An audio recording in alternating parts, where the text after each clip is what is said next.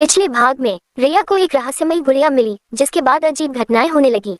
डरकर उसने गुड़िया को शमशान में दफना दिया, लेकिन वह वापस अलमारी में मिल गई।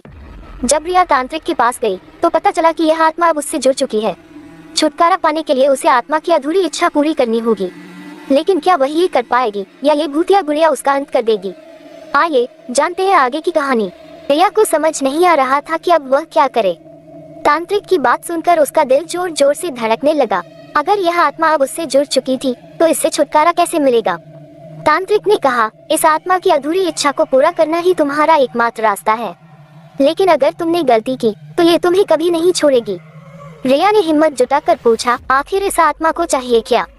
तांत्रिक ने एक पुराने ग्रंथ से कुछ पढ़ा और कहा, यह आत्मा पहले एक छोटी बच्ची थी जिसे विश्वासघात करके मारा गया था। वह अब तक न्याय की तलाश में भटक रही है। रिया को अब गुड़िया के अतीत की सच्चाई पता करनी थी। वह पुराने गांव के एक बुजुर्ग के पास गई, जिन्होंने बताया कि बहुत सालों पहले एक लड़की की रहस्यमयी तरीके से मौत हो गई थी और तभी से अजीब घटनाएं होने लगी थी। अब सवाल ये था, क्या रिया इस आत्मा को न्याय दिला पाएगी या ये अब आगे देखिए। रिया अब तक समझ चुकी थी कि यह आत्मा तब तक शांत नहीं होगी जब तक उसकी अधूरी इच्छा पूरी नहीं हो जाती। उसने गांव के बुजुर्गों से पता किया कि यह गुड़िया एक बच्ची की थी जिसे विश्वासघात करके मार दिया गया था। उसकी आत्मा न्याय की तलाश में भटक रही थी।